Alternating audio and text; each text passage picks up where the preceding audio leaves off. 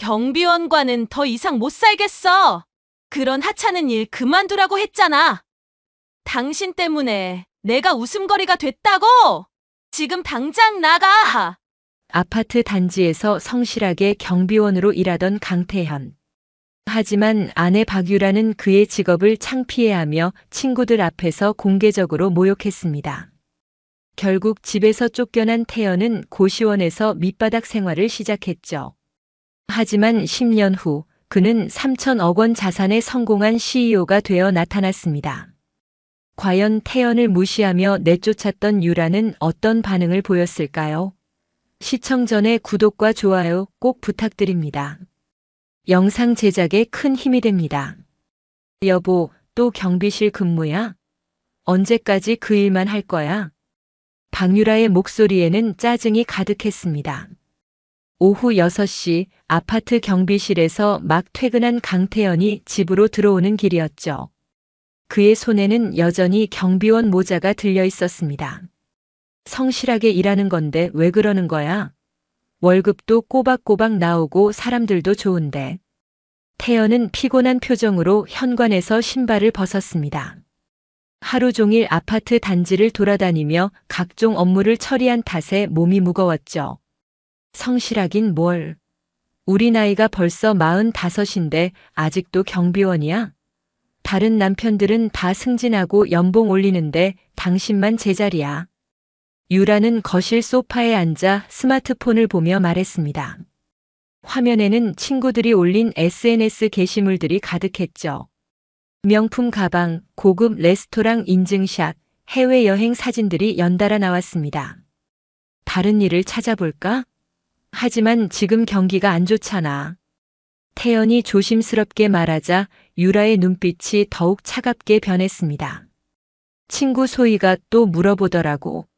남편이 뭐 하냐고. 내가 뭐라고 대답해야 할지 모르겠어. 창피해서 못 살겠다고. 유라의 목소리가 높아졌습니다. 태연은 냉장고에서 물을 꺼내 마시며 아내의 얼굴을 바라봤죠. 결혼 초기만 해도 이러지 않았는데 언제부터인가 유라는 변해 있었습니다. 소의 남편은 과장 승진했대. 그리고 미영이 남편은 팀장이 됐고. 나만 바보 같아. 경비원 부인이라니. 유라가 한숨을 쉬며 말했습니다. 태연의 가슴이 답답해졌죠. 자신이 열심히 일해서 벌어온 돈으로 생활하고 있으면서도 아내는 늘 불만뿐이었습니다. 내가 언제 당신한테 부끄러운 일을 했어? 성실하게 살아가는 게 뭐가 잘못됐는데? 태연의 목소리에 서운함이 묻어났습니다. 하지만 유라는 듣지 않았죠. 성실함으로 뭘 할 수 있어? 돈이 있어야 대접받는 세상이야. 당신은 그걸 모르니까 계속 그 자리에 있는 거고. 유라는 일어나서 부엌으로 향했습니다. 태연은 소파에 주저앉았죠. 결혼 5년 차 언제부터 이렇게 된 걸까요? 다음 날 오전 태연은 평소와 같이 아파트 단지 경비실로 출근했습니다. 단정한 유니폼을 입고 출입 관리와 택배 정리를 시작했죠. 태연 씨, 오늘도 수고 많으시네요. 아파트 주민 중 한 분이 인사를 건넸습니다. 태연은 밝게 웃으며 인사를 받았죠. 별 말씀을요. 편안한 하루 되세요. 이런 순간들이 태연에게는 보람이었습니다. 비록 화려한 직업은 아니지만 사람들에게 도움이 되는 일이었죠. 한편 같은 시간 유라는 카페에서 친구들과 만나고 있었습니다. 소희와 미영 그리고 혜진까지 4명이 모였죠. 유라야, 남편이 요즘 어때? 승진 소식 없어? 소희가 물었습니다. 유라의 표정이 순간 어두워졌죠. 아직이야. 회사가 좀 보수적이라서. 유라는 거짓말을 했습니다. 태연이 경비원이라는 사실을 차마 말할 수 없었죠. 우리 남편은 이번에 부장 승진 확정이래. 연봉도 많이 오르고. 미영이 자랑했습니다. 유라의 마음이 더욱 씁쓸해졌죠. 부러워. 우리는 언제쯤 그런 소식 들을 수 있을까? 유라가 억지로 웃으며 말했습니다. 친구들은 각자 남편 자랑에 바빴죠. 혜진이 남편은 해외 출장까지 간다며? 정말 대단해. 글쎄 바빠서 힘들다고 하는데 그래도 보람있다고 하더라고. 혜진이 겸손하게 대답했습니다. 유라는 커피잔을 꽉 잡았죠. 카페에서 나온 후 유라는 집으로 돌아가는 길이 무거웠습니다. 친구들과 비교하면 할수록 자신의 처지가 비참하게 느껴졌죠. 집에 도착하니 태연이 저녁을 준비하고 있었습니다. 유라는 가방을 던지듯 소파에 놓았죠. 친구들 만나고 왔어? 태연이 물었습니다. 유라는 대답 대신 한숨만 쉬었죠. 오늘 하루 어땠어? 친구들이 뭐라고 하던? 태연이 계속 물어보자 유라의 참았던 화가 터졌습니다. 뭐라고 하긴 뭘 해. 다들 남편 자랑하는데 나만 할 말이 없잖아. 유라의 목소리가 높아졌습니다. 태연은 당황했죠. 왜 갑자기 그래? 무슨 일 있었어? 무슨 일이긴. 소희는 남편이 과장 됐다고 자랑하고 미영이는 부장 승진했다고 하고 나만 바보같이 있었다고. 유라가 소리를 질렀습니다. 태연의 얼굴이 어두워졌죠. 그래서 내 탓이야? 내가 뭘 잘못했는데? 잘못한 게 없어. 다른 사람들은 다 발전하는데 당신만 제자리야. 경비원이 뭐가 좋다고 계속 그 일만 해. 유라의 말에 태연은 상처받았습니다. 자신이 성실하게 일하는 것도 인정받지 못하다니. 난 최선을 다하고 있어. 지금 일도 소중하고. 소중하긴 뭐가 소중해. 친구들 앞에서 남편이 경비원이라고 말할 수 있어? 창피해서 어떻게 말해? 유라의 말은 태연의 가슴을 후벼 팠습니다. 아내마저도 자신을 부끄럽게 생각한다는 사실이 충격적이었죠. 당신 때문에 친구들 앞에서 고개를 들 수가 없어. 다른 일 찾아봐. 제발. 유라는 눈물을 흘리며 방으로 들어가 버렸습니다. 태연은 거실에 혼자 남아 깊은 생각에 빠졌죠. 그날 밤 태연은 잠들지 못했습니다. 아내의 말들이 계속 머릿속을 맴돌았죠. 자신이 정말 부끄러운 존재일까요? 경비원이라는 직업이 그렇게 창피한 일일까요?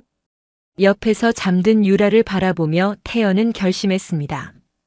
아내를 위해서라도 더 나은 일을 찾아봐야겠다고 말이죠. 여보, 내일 아파트 주민 행사 있잖아. 같이 가자. 아침 식탁에서 유라가 말했습니다. 태연은 고개를 저었죠. 난 일해야 해. 주민 행사 때는 경비실이 더 바빠. 유라의 표정이 굳어졌습니다. 또 일 핑계였죠.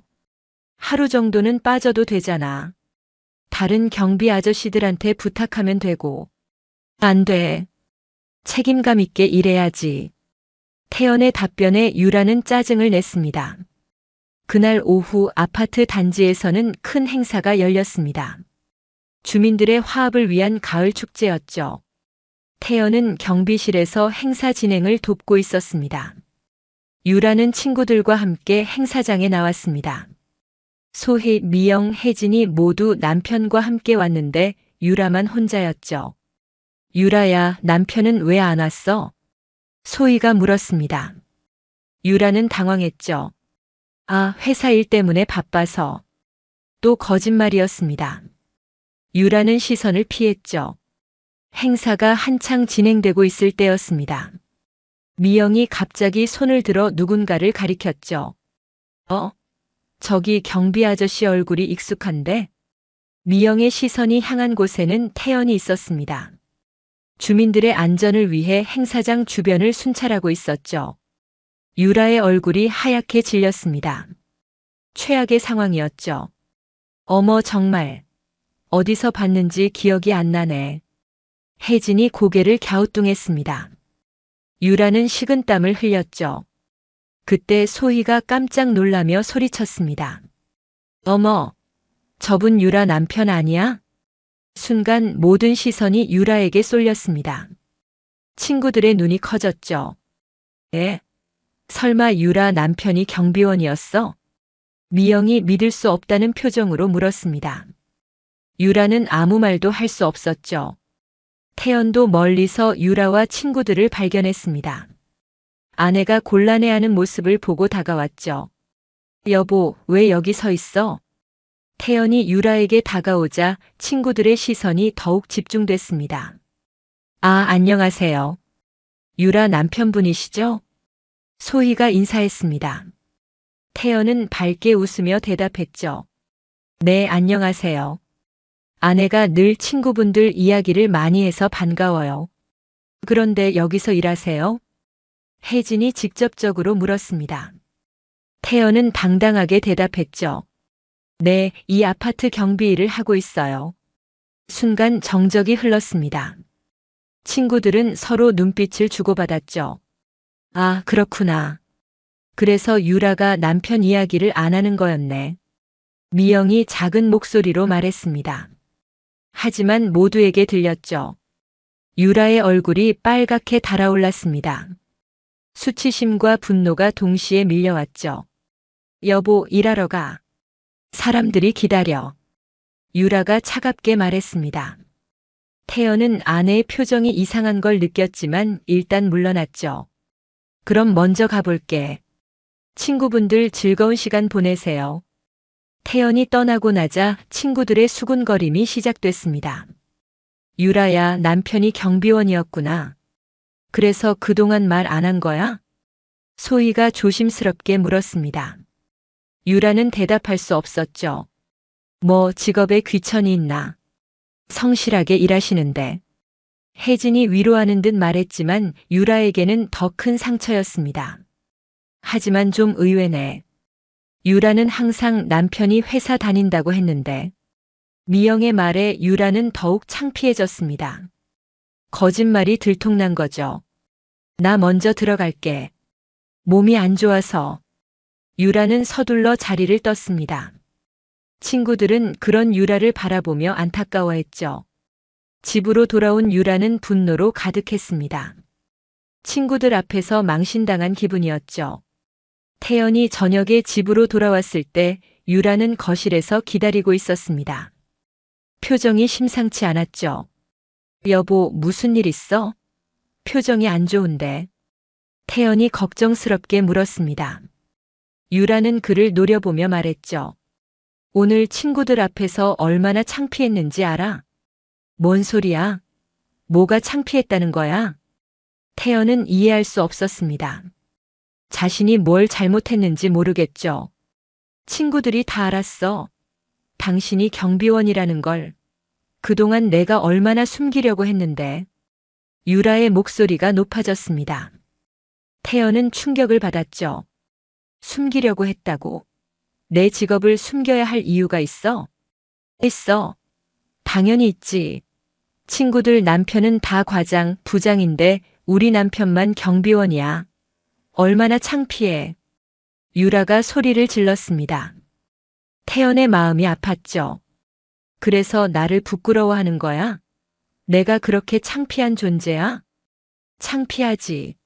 솔직히 말해서 창피해. 친구들이 동정하는 눈으로 바라보는데 얼마나 싫었는지 알아? 유라의 말은 태연의 자존심을 산산조각 냈습니다. 아내마저도 자신을 무시하다니. 나도 모르겠다고 했어. 나도 몰랐다고. 남편이 경비원인 줄 몰랐다고. 유라가 계속 소리쳤습니다. 태연은 믿을 수 없었죠. 당신이 나를 몰랐다고. 나를 부정했다고. 어쩔 수 없었어. 그 상황에서 뭘 어떻게 해.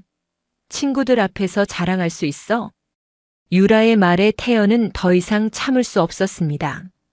5년 동안 성실하게 일해온 자신을 완전히 부정당한 기분이었죠.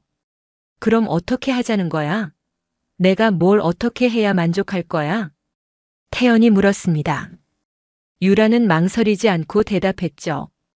이혼하자. 순간 집안이 조용해졌습니다. 태연은 귀를 의심했죠. 뭐라고? 이혼하자고. 나는 경비원과는 못 살겠어. 친구들 앞에서 고개 들고 살 수 없어. 유라의 결심은 단호했습니다. 태연은 하늘이 무너지는 기분이었죠. 유라야, 진정해. 화가 나서 하는 소리잖아. 아니야. 진심이야. 당신 때문에 내가 웃음거리가 됐어. 지금 당장 나가. 유라가 방 안으로 들어가서 태연의 옷들을 꺼내기 시작했습니다. 가방에 마구 집어넣었죠. 여보, 제발 진정하고 이야기하자.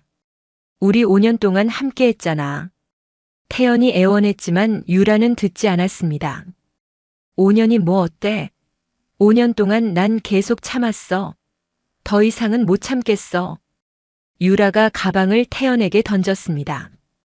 태연은 절망적인 표정으로 그것을 받았죠. 정말 이혼하자는 거야? 다시 생각해봐. 다시 생각할 것도 없어. 나가. 지금 당장. 유라가 현관문을 열어젖혔습니다. 태연은 어쩔 수 없이 가방을 들고 집을 나섰죠. 문이 닫히는 소리와 함께 태연의 5년 결혼 생활이 끝났습니다. 복도에 서서 굳게 닫힌 문을 바라보며 태연은 눈물을 흘렸죠. 자신이 성실하게 일한 것이 이렇게 큰 잘못이었을까요? 경비원이라는 직업이 그렇게 부끄러운 일이었을까요? 태연은 무거운 발걸음으로 아파트를 떠났습니다. 갈 곳도 없이 말이죠. 여기 한 달에 얼마예요? 태연이 고시원 관리사무소에서 물었습니다. 아내에게 쫓겨난 지 사흘째 찜질방과 모텔을 전전하다가 결국 고시원을 알아보게 됐죠. 보증금 100만 원에 월 40만 원이에요. 관리비 별도고요. 관리사무소 직원이 대답했습니다. 태연은 주머니에 있는 돈을 계산해 봤죠. 경비원 월급으로는 빠듯했지만 어쩔 수 없었습니다. 방 좀 봐도 될까요? 물론이죠. 이쪽으로 오세요. 안내받은 고시원 방은 정말 좁았습니다. 원룸의 절반도 안 되는 크기였죠. 침대와 작은 책상, 그리고 옷장이 전부였습니다. 화장실과 샤워실은 층별로 공동으로 쓰셔야 해요. 직원이 설명했습니다. 태연은 한숨을 쉬었죠. 이런 곳에서 살게 될 줄이야. 여기로 할게요. 태연이 결정했습니다. 다른 선택지가 없었죠. 첫날 밤 태연은 좁은 방에 짐을 풀었습니다. 가방 하나에 들어간 게 전 재산이었죠. 옆방에서는 큰 소리로 통화하는 사람, 반대편에서는 게임하는 소리가 들렸습니다. 이게 내 현실이구나. 태연은 침대에 누워 천장을 바라봤습니다. 며칠 전까지만 해도 아내와 함께 살던 집이 그리웠죠. 다음 날부터 태연은 새로운 일을 찾아 나섰습니다. 하지만 생각보다 쉽지 않았죠. 경력이 경비원 5년뿐이네요. 다른 경험은 없으시고요. 면접관이 이력서를 보며 말했습니다. 태연은 고개를 끄덕였죠. 성실하게 일하겠습니다. 무슨 일이든 열심히 배우겠어요. 하지만 결과는 항상 같았습니다. 연락드리겠습니다. 그리고는 소식이 없었죠. 일주일 후 태연은 아르바이트라도 해야겠다고 생각했습니다. 생활비가 떨어져 가고 있었거든요. 택배 배송 일을 시작했습니다. 오전 7시부터 오후 6시까지 온종일 뛰어다녔죠. 아저씨, 여기 304호 맞죠? 네, 맞습니다. 수고하세요. 택배를 전달하며 태연은 생각했습니다. 경비원일 때보다 몸은 더 힘들었지만 사람들의 시선이 달랐죠. 그저 택배기사일 뿐이었습니다. 저녁에는 편의점 야간 아르바이트를 시작했습니다. 오후 7시부터 새벽 2시까지였죠. 어서 오세요. 손님이 들어오면 인사하고 물건을 정리하고 청소를 했습니다. 새벽 시간대는 특히 조용했죠. 그 시간에 태연은 생각했습니다. 이렇게 평생 살 수는 없었어요. 뭔가 다른 일을 해야 했죠. 새벽 1시 편의점에는 손님이 거의 없었습니다. 태연은 인터넷으로 여러 정보를 찾아봤죠. 창업 아이템, 자격증, 새로운 기술들을 검색했습니다. 요즘 IT 쪽이 뜬다는데 태연은 프로그래밍에 대해 알아보기 시작했습니다. 온라인 강의를 들으며 기초부터 배웠죠. 처음엔 정말 어려웠습니다. 한글도 아닌 영어와 숫자, 기호들의 조합이었거든요. 첫 번째 프로그램을 만들었을 때의 기쁨을 태연은 잊을 수 없었습니다. 작은 성취였지만 희망이 보였죠. 3개월 후 태연은 간단한 웹사이트를 만들 수 있게 됐습니다. 편의점에서 일하면서도 새벽 시간을 활용해 공부했죠. 배송 일을 하면서도 아이디어가 떠올랐습니다. 택배 배송이 너무 불편했어요. 기사와 고객 사이의 소통이 부족했죠. 배송 앱을 만들어 보면 어떨까? 태연은 메모장에 아이디어를 적기 시작했습니다. 실시간 위치 추적, 배송 시간 예약, 고객과 기사 간 직접 소통 등등. 1년이 지났습니다. 태연은 야간 편의점 아르바이트를 그만두고 오롯이 개발에 집중했죠. 낮에는 택배일, 밤에는 프로그래밍이었습니다. 드디어 첫 번째 앱이 완성됐습니다. 퀵딜리버리라고 이름 붙였죠. 이제 투자를 받아야 해. 태연은 여러 벤처 캐피털에 사업 계획서를 보냈습니다. 하지만 대부분 거절당했죠. 경험이 부족해 보이는군요. 다른 개발자들과의 협업 경험은 있으신가요? 아니면 시장 분석이 너무 단순한 것 같은데요. 연이은 거절에도 태연은 포기하지 않았습니다. 앱을 계속 보완하고 개선했죠. 2년째 작은 투자 회사에서 연락이 왔습니다. 앱을 한번 봤는데 괜찮은 것 같아요. 만나서 이야기해보죠. 태연은 떨리는 마음으로 투자 회사로 향했습니다. 정장도 없어서 깔끔한 셔츠에 면바지를 입었죠. 아이디어는 좋네요. 하지만 투자 금액이 좀 부족할 것 같은데요. 그래도 5천만 원은 투자할 수 있을 것 같아요. 태연에게는 큰 금액이었습니다. 눈물이 날 뻔했죠. 감사합니다. 열심히 하겠습니다. 드디어 태연의 꿈이 현실이 되기 시작했습니다. 고시원 방에서 시작된 작은 희망이 싹을 틔우는 순간이었죠. 그날 밤 태연은 오랜만에 편안하게 잠들 수 있었습니다. 3년 동안의 고생이 헛되지 않았다는 생각이 들었거든요. 내일부터는 진짜 시작이야. 태연의 입가에 미소가 번졌습니다. 바닥에서 기어 올라온 만큼 더 높이 올라가고 싶었죠. 강태연 대표님 앱 다운로드 수가 1만 건을 넘었습니다. 개발팀 직원 김철수가 흥분해서 보고했습니다. 퀵딜리버리를 출시한 지 3개월 만의 일이었죠. 정말이야? 확인해봐. 태연은 믿기지 않았습니다. 작은 사무실에서 직원 3명과 시작한 회사가 벌써 이런 성과를 냈다니. 리뷰도 대부분 긍정적이에요. 배송 추적이 정확하다고 하고 기사님들도 편하다고 해요. 마케팅 담당 이영희가 덧붙였습니다. 태연은 가슴이 벅차올랐죠. 모두 수고 많았어. 치킨 시켜서 같이 먹자. 작은 축하였지만 의미가 컸습니다. 3년 전 아내에게 쫓겨나 고시원에서 시작한 일이 결실을 맺고 있었거든요. 한 달 후 더 놀라운 일이 벌어졌습니다. 다운로드 수가 10만 건을 돌파한 거죠. 대표님, 큰 물류회사에서 제휴 제안이 왔어요. 철수가 흥분해서 말했습니다. 태연도 놀랐죠. 어떤 회사에서? 대한그룹이에요. 우리 앱을 그들 시스템에 도입하고 싶다고 해요. 대한그룹은 국내 3위 물류회사였습니다. 태연에게는 꿈 같은 제안이었죠. 조건은 어떻게 돼? 초기 계약금 5억에 매출의 10%를 로열티로 받는 조건이에요. 태연은 잠시 말을 잃었습니다. 5억이라는 숫자가 현실감이 없었거든요. 회의실에서 대한그룹 임원들과 만났습니다. 태연은 떨리는 마음을 감추려 애썼죠. 강 대표님 앱이 정말 혁신적이에요. 우리 기사들 사이에서도 평이 좋고요. 대한그룹 사업부장이 말했습니다. 태연은 고개를 끄덕였죠. 감사합니다. 현장에서 직접 일해본 경험을 바탕으로 만들었거든요. 아, 그러셨구나. 그래서 실용적인 거군요. 계약이 성사됐습니다. 태연의 계좌에는 처음으로 억 단위 돈이 들어왔죠.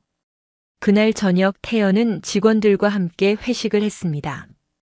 고급 레스토랑은 아니었지만 모두가 행복했죠. 대표님 정말 대단하세요. 경비원에서 이렇게까지 오시다니. 영희가 말했습니다. 태연은 쓸쓸하게 웃었죠. 그때는 정말 힘들었어. 아내도 나를 떠났고 갈 곳도 없었고. 하지만 포기하지 않으셨잖아요. 그게 대단한 거예요. 철수가 격려했습니다. 태연은 고마웠죠. 1년 후 퀵딜리버리의 가치는 500억을 넘어섰습니다. 코로나19가 터지면서 비대면 배송 수요가 폭증했거든요. 대표님, 이번 달 매출이 100억을 넘었어요. 회계팀장이 보고했습니다. 태연도 믿기지 않았죠. 정말이야? 네, 정말이에요. 지난달보다 50% 증가했어요. 코로나로 모든 업계가 어려워하는데 퀵딜리버리만은 승승장구했습니다. 사람들이 집에서 물건을 주문하는 일이 늘어났거든요. 직원도 100명으로 늘어났습니다. 사무실도 더 넓은 곳으로 또 이전했죠. 대표님, 이제 코스닥 상장을 준비해야 할 것 같아요. CFO로 새로 영입한 박민석이 제안했습니다. 태연은 진지하게 고민했죠. 상장하면 어떻게 돼? 회사 가치가 더 정확하게 평가받을 수 있고 자금 조달도 쉬워져요. 무엇보다 대표님 지분 가치가 엄청나게 올라갈 거예요. 준비해보자. 태연이 결정했습니다. 이제 정말 큰 도약을 할 때가 왔다고 생각했거든요. 상장 준비는 복잡했습니다. 회계 감사부터 시작해서 각종 서류 작업까지 6개월이 걸렸죠. 그 과정에서 태연은 언론의 주목을 받기 시작했습니다. 경비원에서 IT 창업가로 강태연 대표의 성공 스토리.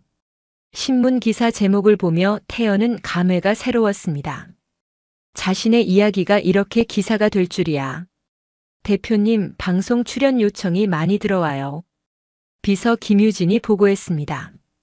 창업 관련 프로그램에서 출연을 원한다는 거였죠. 일단 정중히 거절해줘. 아직은 회사에 집중하고 싶어. 태연은 언론 노출보다 사업에 더 신경 쓰고 싶었습니다. 드디어 상장일이 다가왔습니다. 코스닥 상장 첫날 더욱 놀라운 일이 일어났습니다. 주가가 6만 원까지 올라간 거예요. 회사 시총이 3천억을 넘었어요. 민석이 흥분해서 보고했습니다. 태연은 잠시 어지러움을 느꼈습니다. 몇 년 전만 해도 고시원에서 라면을 끓여 먹던 자신이 이렇게 큰 자산을 가지게 되다니. 그날 저녁 직원들과 함께 상장 축하 파티를 열었습니다. 이번에는 정말 고급 호텔에서였죠. 대표님, 정말 축하드려요. 모든 직원들이 태연을 축하했습니다. 태연은 감사했죠. 여러분 덕분이에요. 혼자서는 절대 할 수 없었을 일이었어요. 태연의 진심 어린 인사에 모두들 박수를 쳤습니다. 하지만 태연의 마음 한편에는 쓸쓸함도 있었습니다. 이 기쁨을 나눌 가족이 없었거든요. 문득 전 아내가 생각났습니다. 혹시 자신의 성공 소식을 들었을까요? 대표님 괜찮으세요? 표정이 좀 어두우신데. 유진이 걱정스럽게 물었습니다. 태연은 웃으며 고개를 저었죠. 아니야, 괜찮아. 그냥 감회가 새로워서. 파티가 끝나고 집으로 돌아가는 길 태연은 자신이 살고 있는 펜트하우스를 올려다봤습니다. 강남에 있는 100평 규모의 고급 주택이었죠. 6년 전 고시원과는 천지 차이였습니다. 하지만 여전히 혼자였죠. 대표님, 올해의 젊은 기업 가상 후보로 선정되셨어요. 유진이 흥분해서 보고했습니다. 태연은 놀라면서도 기뻤죠. 정말이야? 네, 경제신문에서 주최하는 상인데 아주 권위 있는 거라고 해요. 상장 후 1년이 지났습니다. 퀵딜리버리는 배송업계 1위가 됐고 태연의 개인 자산도 2천억을 넘어섰죠. 시상식 날 태연은 정장을 차려입고 컨벤션 센터로 향했습니다. 국내 유명 기업인들이 모두 참석하는 자리였죠. 올해의 젊은 기업 가상은 퀵딜리버리 강태연 대표에게 돌아갑니다. 사회자가 발표하자 박수가 터졌습니다. 태연은 무대에 올라가 트로피를 받았죠. 수상 소감 한 말씀 해주세요. 마이크를 건네받은 태연은 잠시 감정이 북받쳤습니다. 6년 전 저는 아무것도 없었습니다. 집도 없고 돈도 없고 함께할 가족도 없었죠. 하지만 포기하지 않았습니다. 힘들어도 계속 도전했고 지금 이 자리에 설 수 있게 됐습니다. 청중들이 조용히 들었습니다. 태연의 진솔한 이야기에 감동했죠. 무엇보다 현장에서 일하며 느꼈던 불편함을 해결하고 싶었습니다. 그것이 사업의 시작이었어요. 앞으로도 사람들에게 도움이 되는 서비스를 만들겠습니다. 박수가 쏟아졌습니다. 태연은 무대에서 내려오며 뿌듯함을 느꼈죠. 시상식 후 파티가 열렸습니다. 여러 기업인들이 태연에게 인사를 하러 왔죠.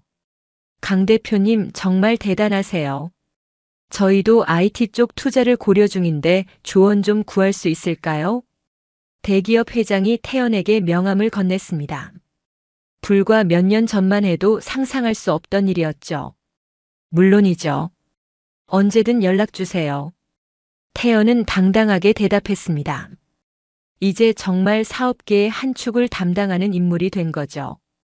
파티가 끝나고 차를 타고 집으로 가는 길 태연은 창밖을 바라봤습니다. 서울의 야경이 아름다웠죠. 운전기사가 말했습니다. 대표님, 오늘 뉴스에 나오셨던데요. 정말 대단하세요. 고맙습니다. 운전 조심해서 해주세요. 태연은 겸손하게 대답했습니다. 성공했지만 교만하지 않으려 노력했거든요. 집에 도착해서 TV를 켰습니다. 경제 뉴스에서 자신의 소식이 나오고 있었죠. 올해의 젊은 기업 가상을 수상한 강태연 퀵딜리버리 대표는 경비원 출신으로 더욱 화제가 되고 있습니다. 리포터가 설명하고 있었습니다. 태연은 신기한 기분이었죠. 강 대표는 수상 소감에서 현장 경험의 중요성을 강조했습니다. 실제로 배송 현장에서 일했던 경험이 사업 아이디어의 바탕이 되었다고 밝혔는데요. 뉴스를 보며 태연은 과거를 떠올렸습니다. 택배 배송을 하며 느꼈던 불편함들, 그것이 지금의 성공으로 이어졌죠. 다음 날 태연은 자선재단을 설립하기로 결심했습니다. 유진, 장학재단 설립 준비를 시작하자. 네. 장학재단요? 태연이 갑자기 한 말에 유진이 놀랐습니다. 어려운 환경에서도 꿈을 포기하지 않는 청년들을 돕고 싶어. 나처럼 밑바닥에서 시작하는 사람들에게 기회를 주고 싶거든. 좋은 생각이에요. 어떻게 진행할까요? 일단 100억 원을 출연하자. 그리고 매년 장학금을 지급하는 거야. 태연의 결정은 언론의 큰 관심을 받았습니다. 강태연 대표 100억 원 규모 장학재단 설립. 신문 헤드라인을 장식했죠. 태연은 단순히 돈을 벌기만 하는 기업인이 아니라 사회에 환원하는 인물로 평가받기 시작했습니다. 연말 송년회에서 태연은 직원들에게 특별 보너스를 지급했습니다. 올해 모두 수고 많았어요. 우리 회사가 여기까지 올 수 있었던 건 여러분 덕분이에요. 직원들은 감동했습니다. 성공해도 초심을 잃지 않는 CEO였거든요. 송년회가 끝나고 집으로 돌아가는 길 태연은 지난 10년을 돌아봤습니다. 고시원에서 시작해서 지금의 자리까지 정말 험난한 여정이었죠. 이제 완전히 성공했다고 할 수 있을까? 태연은 스스로에게 물어봤습니다. 돈도 명예도 얻었지만 여전히 무언가 빈 공간이 있는 것 같았죠. 그때 문득 유라가 생각났습니다. 10년 전 자신을 떠난 전 아내 말이에요. 과연 그녀는 지금 뭘 하고 있을까요? 어서 오세요. 몇 분이세요? 박유라는 밝은 미소를 지으며 고객을 맞았습니다. 서울 시내 5성급 호텔 라운지에서 서빙 알바를 한 지 2년째였죠. 4명이에요. 창가 자리로 부탁해요. 고객을 안내하며 유라는 한숨을 삭혔습니다. 태연과 이혼한 후 10년 생각보다 인생이 쉽지 않았거든요. 처음에는 친구들의 소개로 괜찮은 남자들을 만나기도 했습니다. 하지만 결혼까지 이어지지는 못했죠. 유라야, 너무 까다로운 거 아니야? 조건만 따지면 언제 결혼해? 친구 소희가 충고했지만 유라는 들지 않았습니다. 태연보다는 확실히 나은 사람을 만나고 싶었거든요. 하지만 시간이 지날수록 현실은 달랐습니다. 괜찮은 남자들은 이미 결혼했거나 더 젊은 여자를 원했죠.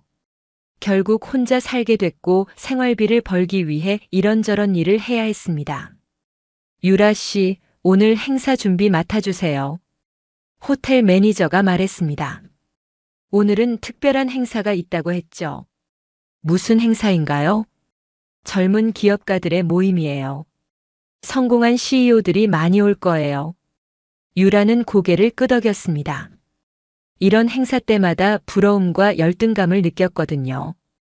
저녁 7시 행사장에는 정장을 차려입은 사람들이 모여들기 시작했습니다. 유라는 음료를 준비하며 그들을 바라봤죠. 모두 성공한 사람들 같아 보였습니다. 비싼 정장, 고급 시계, 자신감 넘치는 표정까지. 그때 행사 진행자가 마이크를 잡았습니다. 오늘의 주인공이신 분들을 소개해 드리겠습니다. 한 명씩 무대에 올라가며 소개가 시작됐습니다. 유라는 음료수를 나르며 듣고 있었죠. 다음은 올해 가장 주목받은 기업인입니다. 경비원에서 시작해서 3천억 원의 자산을 이룬 성공 스토리의 주인공이죠. 유라의 손이 잠시 멈췄습니다. 경비원이라는 단어에 뭔가 이상한 느낌이 들었거든요. 퀵딜리버리 강태현 대표님입니다. 박수가 터지며 한 남자가 무대에 올랐습니다. 유라는 그 순간 음료수 트레이를 떨어뜨릴 뻔했죠. 강태현. 그 이름, 그 얼굴. 바로 10년 전 자신이 집에서 쫓아낸 전 남편이었습니다. 유라는 믿을 수 없었습니다. 무대에서 당당하게 인사하는 그 사람이 정말 태연일까요? 비싼 정장을 입고 자신감 넘치는 모습으로 마이크를 잡은 태연. 10년 전 경비원복을 입고 초라하게 집을 나가던 모습과는 완전히 달랐죠. 안녕하세요. 퀵딜리버리 강태연입니다. 태연의 목소리가 행사장에 울려 퍼졌습니다. 유라는 다리에 힘이 빠져 벽에 기댔죠. 저는 10년 전만 해도 아파트 경비원이었습니다. 하지만 포기하지 않고 도전했죠. 그 결과 지금 여러분 앞에 서 있습니다. 청중들이 박수를 쳤습니다. 유라는 어지러움을 느꼈죠. 가장 중요한 것은 현재 상황에 안주하지 않는 것입니다. 항상 더 나은 내일을 꿈꾸며 노력해야 합니다. 태연의 말 한마디 한마디가 유라의 가슴을 찔렀습니다. 자신이 그를 무시하고 쫓아냈던 그 경비원이 이제 수천억 원의 자산을 가진 성공한 기업가가 된 거죠. 발표가 끝나고 태연이 무대에서 내려왔습니다. 사람들이 그에게 몰려가 인사를 청했죠. 유라는 어떻게 해야 할지 몰랐습니다. 다가가서 인사를 해야 할까요? 아니면 들키지 않게 피해야 할까요? 그때 매니저가 다가왔습니다. 유라 씨, 저쪽 VIP 테이블에 음료 서빙해 주세요.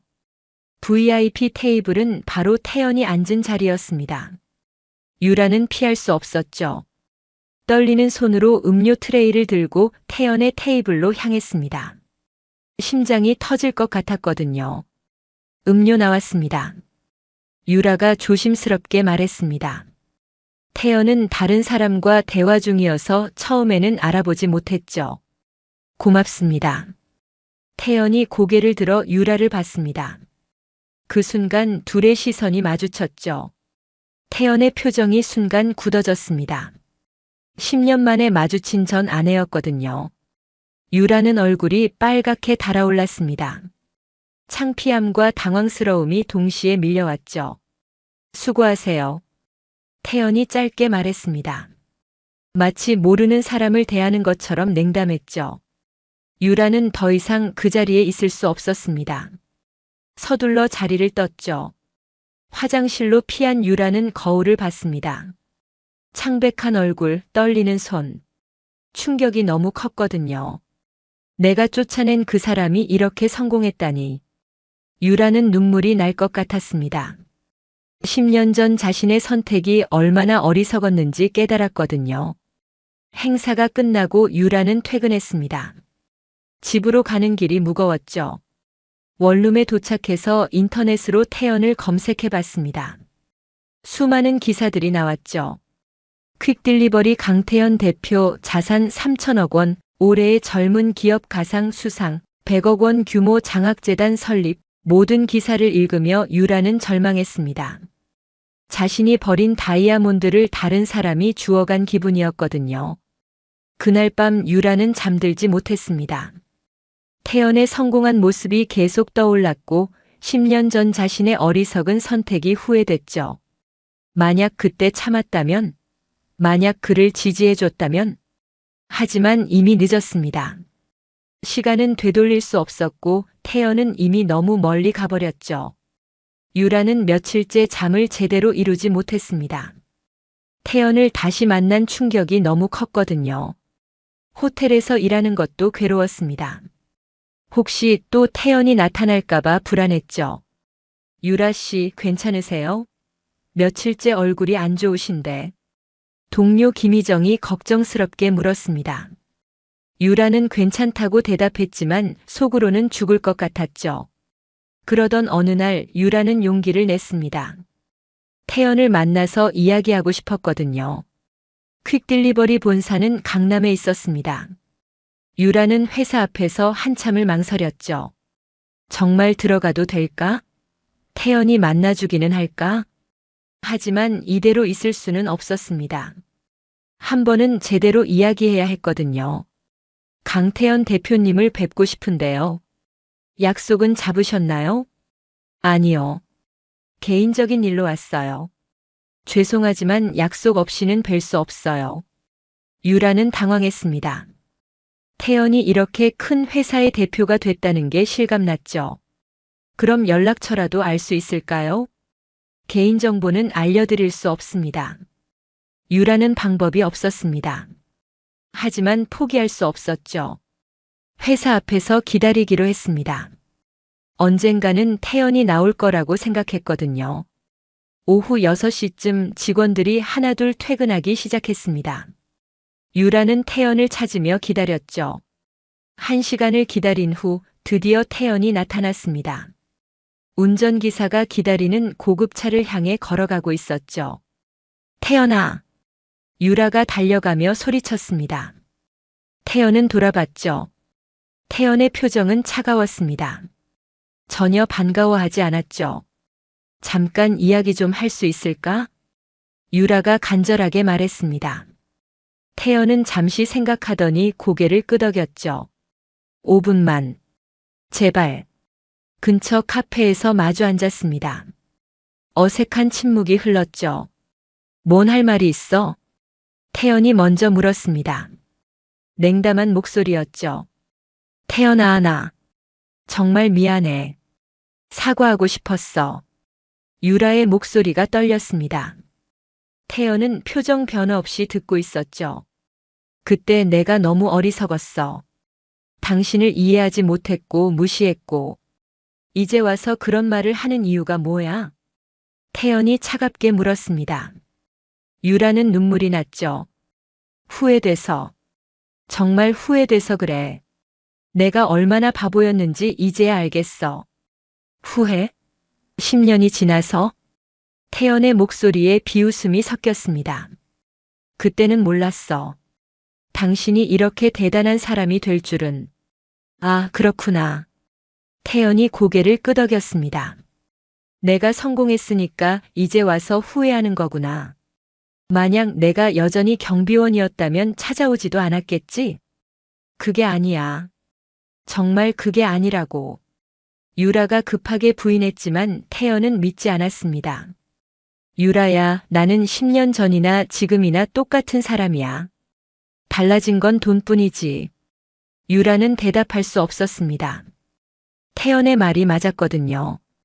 그때 당신이 나를 사랑했다면 내 직업이 뭐든 상관없었을 거야. 하지만 당신은 경비원인 나를 창피해했지. 태연아, 미안하지만 나는 이미 다른 삶을 살고 있어. 과거는 과거일 뿐이야. 태연이 일어났습니다. 대화는 끝났죠. 잘 지내. 태연이 카페를 나가며 마지막 인사를 했습니다. 유라는 혼자 남아 울었죠. 그날 이후 유라의 일상은 더욱 힘들어졌습니다. 친구들도 태연의 성공 소식을 알게 됐거든요. 유라야, 너 전 남편이 그 유명한 대표라며? 소희가 전화로 물었습니다. 유라는 대답하기 싫었죠. 어떻게 알았어? 뉴스에 나왔잖아. 경비원 출신 성공 스토리라고. 사진 보니까 태연이 맞더라고. 유라는 한숨을 쉬었습니다. 그때 왜 이혼했어? 조금만 더 참았으면 대박이었을 텐데. 소희의 말에 유라는 더욱 절망했습니다. 나도 몰랐어. 그런 사람인 줄은. 후회해도 소용없어.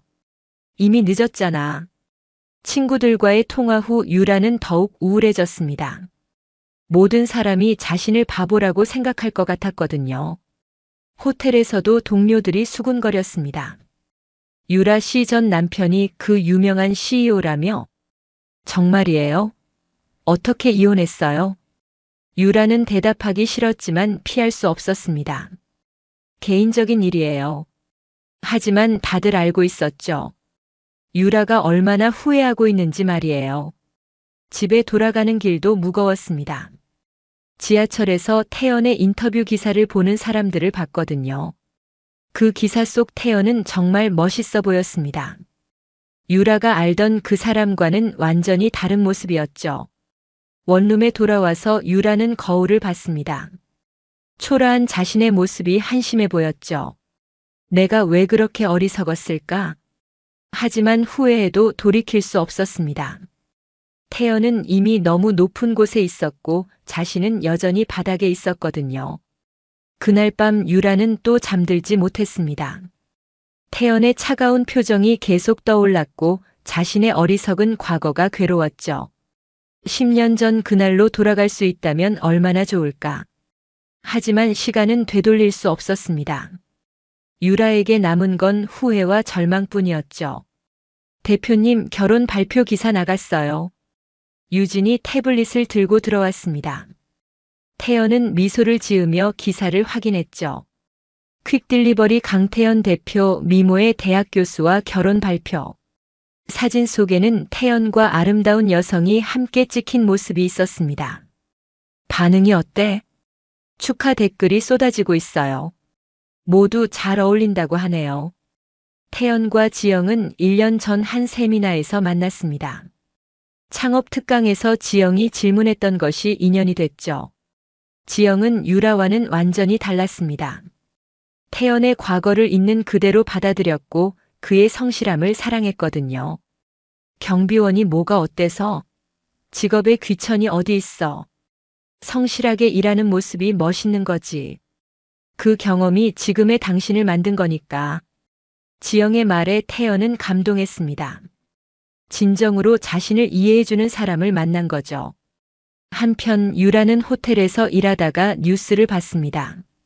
휴게실 TV에서 태연의 결혼 소식이 나오고 있었거든요. 퀵딜리버리 강태연 대표가 한지영 교수와 결혼한다고 발표했습니다. 리포터가 설명하고 있었습니다. 유라는 다리에 힘이 빠졌죠. 태연과 지영이 함께 웃고 있는 사진을 보며 유라는 절망했습니다. 정말 완전히 끝난 거였죠. 두 사람은 내년 봄 결혼식을 올릴 예정이며 신혼여행은 유럽으로 갈 계획이라고 밝혔습니다. 뉴스를 끝까지 들을 수 없었습니다. 유라는 휴게실을 나와 화장실로 달려갔죠. 거울 앞에서 눈물을 흘렸습니다. 정말 모든 것이 끝난 기분이었거든요. 유라 씨, 괜찮아요? 동료 희정이 걱정스럽게 물었습니다. 유라는 괜찮다고 거짓말했죠. 그날 퇴근 후 유라는 편의점에서 소주를 샀습니다. 집에서 혼자 마시며 지난 날을 떠올렸죠. 내가 정말 바보였구나. 술을 마시며 유라는 10년 전을 후회했습니다. 그때 조금만 더 참았다면 태연을 믿어줬다면. 하지만 이제는 정말 늦었습니다. 태연은 완전히 다른 사람이 됐고 새로운 사랑도 찾았거든요. 다음 날 아침 숙취에 시달리며 일어난 유라는 또 다른 충격적인 뉴스를 봤습니다. 강태현 대표 개인 자산 3천억 원을 넘어섰다는 내용이었습니다. 유라는 현실감을 잃었죠. 3천억. 상상할 수도 없는 돈이었습니다. 그것을 자신이 발로 차버린 거죠. 친구들도 연락을 했습니다.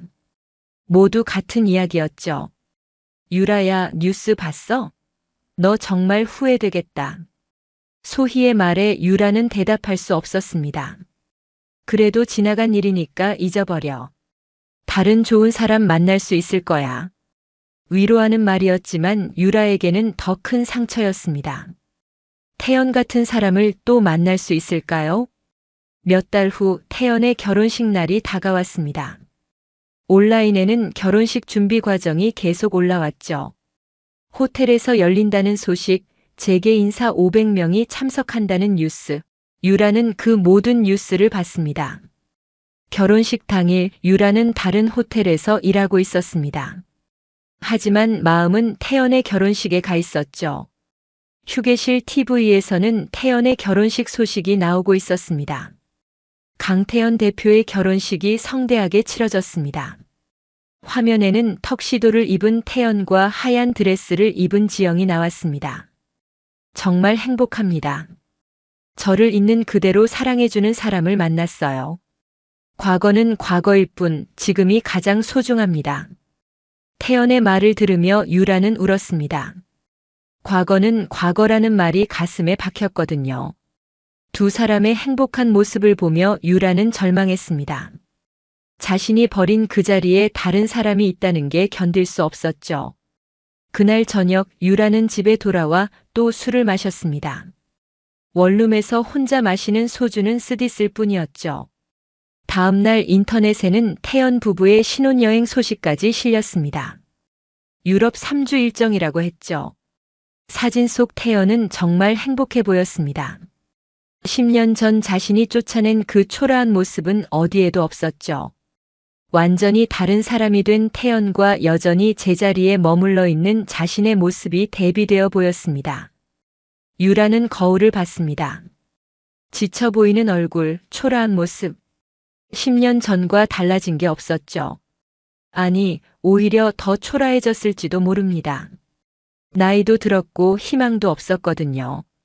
그날 밤 유라는 마지막으로 태연을 검색해 봤습니다. 신혼여행 중인 그의 SNS에는 행복한 사진들이 가득했죠. 모든 사진 속 태연은 웃고 있었습니다. 진짜 행복해 보였죠. 유라는 컴퓨터를 껐습니다. 더 이상 볼 수 없었거든요. 창밖으로 서울의 야경이 보였습니다. 저 불빛들 속 어딘가에는 행복한 태연이 있겠죠. 그리고 자신은 이 작은 원룸에서 혼자 후회하고 있고, 내가 선택한 길이야. 유라는 마지막으로 중얼거렸습니다. 10년 전 그 순간의 선택이 지금의 현실을 만든 거죠. 하지만 후회해도 돌이킬 수 없었습니다.